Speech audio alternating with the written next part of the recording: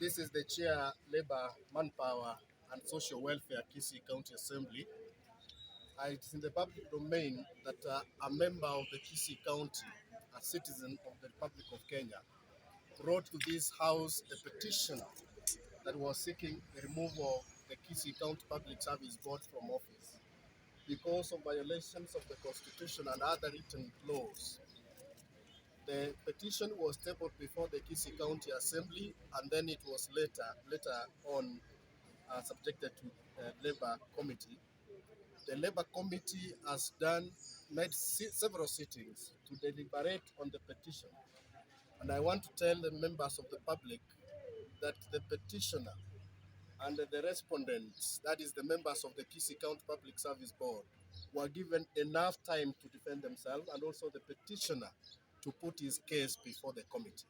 The committee that is comprised of members including myself as the chair, Naftali Nkoba, the vice chair, Honorable Nchonga, we have Honorable Jacob Bagaka, Honorable Lilian Omundi, Honorable Celestine, and Honorable Umbachi.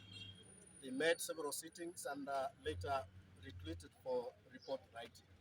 So the report was ready and it has been tabled before the Kisii County Assembly.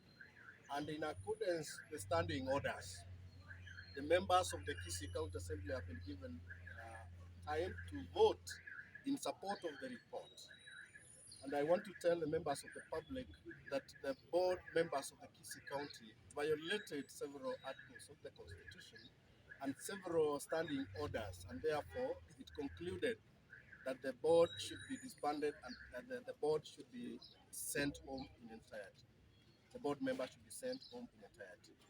And the members of the Kisii County Assembly today demonstrated the support for the report, whereby they voted in support of removing the board from office by 69 votes against 2.